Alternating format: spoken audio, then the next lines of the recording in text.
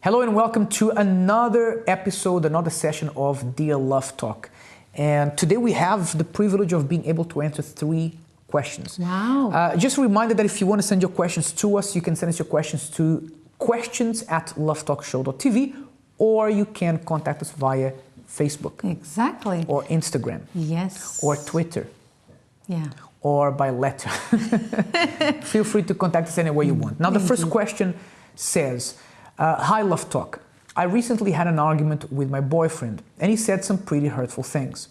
I can't seem to forget them or forgive him. What is the best way to forgive? Okay, first thing we need to say here is that you're dating, okay? I don't know if you've been dating for 6 months or for 10 years. Nowadays, people date for indefinite amounts of time, which is wrong anyway, but if you're dating, we are starting from the standpoint that you are still testing the relationship.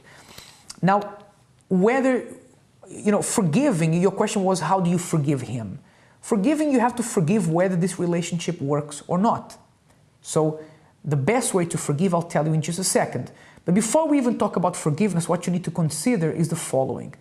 When you say that he said some hurtful things, sometimes you can say something which seems trivial to other people, and yet it hurt you. If that's the case, then yes, you do have to forgive and continue with the relationship. Because if you were going to call off a relationship because someone said something that hurt you, you'd never be in a relationship for more than a month. You could be hurt because a person forgot to call you at 8 a.m. like they promised he would, or whatever the case may be. But if those hurtful things were of an abusive nature, and the person was deliberately trying to hurt you with an abusive kind of comment, then you need to question yourself if you should be in this relationship. If you're dating and the person is abusive, now perhaps it's time for you to hit the road. Yeah, it could be a sign. Or for him to hit the road. Yeah, it could be a sign of future abuse, because if you're dating and he has that kind of behavior, imagine when you're already married. But anyway, going back to your question about how do you forgive. Now, forgiveness has nothing to do with how you feel, okay? It has nothing to do with, oh, do I feel like forgiving him? Do I not feel? Of course you will not feel like forgiving someone you need to forgive, because you are obviously very hurt. But it's rather a decision that you need to make for your own good.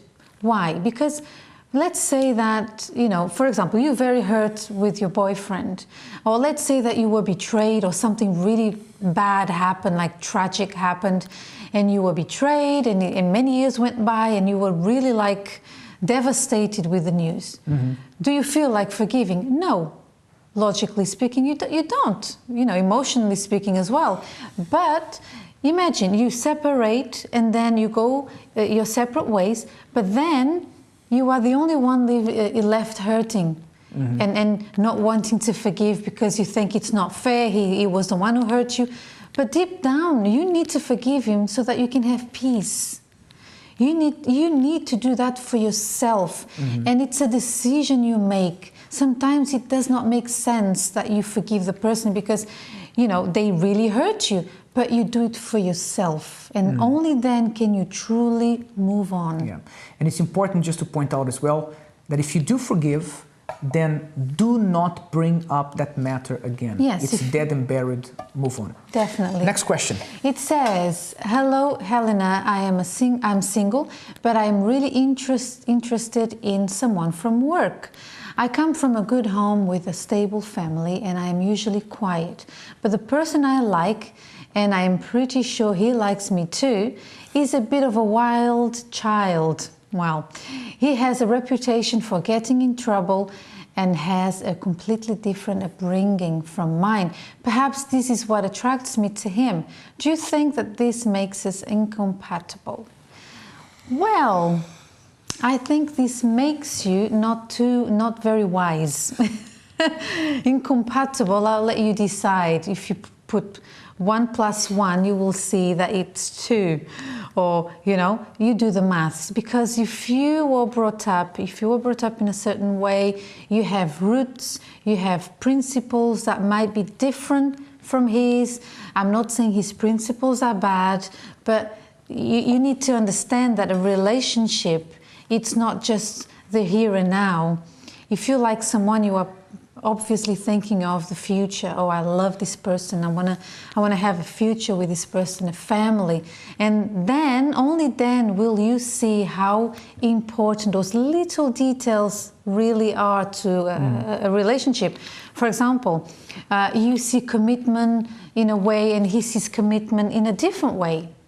You were taught that marriage is for life, and maybe he thinks that a relationship is an adventure. And you know what? Maybe after 10 years of marriage, he says, you know what? I'm quite bored of you in our life. You know, I think it's time we move, we go our separate ways and experience life. I don't know, whatever. Think of something that you were not taught. And then it's going to be a bit late. You're going to be too involved, and you know, sometimes people write to this program, and specifically this part of the program, and you get the feeling that they already know the answer to their question. And this is exactly that kind of question, because you said he's everything that you're not, in a bad way. So I think you already know the answer to the question. Perhaps it's better for you to think that this may not be something you should pursue. It's your call, but this is our advice. You know, it's just like, for example, I'll talk about me. If I go to a bakery, for example, a patisserie, I don't know where this is going, but let it you know, I look at all those beautiful shiny cakes and tarts and I'm like, wow. But I was told and taught, you know, this is not good for you. You're going to pay the price later. And I'm like, but these look so good. It's just one. I'm sure that someone out there understood that. But you understand. I'm sure she understands. Okay. All right. Let's move on to our final question. And this is someone who spoke to us at Love Talk Live. It says, I got married recently, and I noticed that my wife doesn't look after the house like I do. I have always been freakishly organized and like things really tidy. My wife is more relaxed about these things, and it gets on my nerves to the point where we sometimes argue about it. What is the best way to make her see things my way?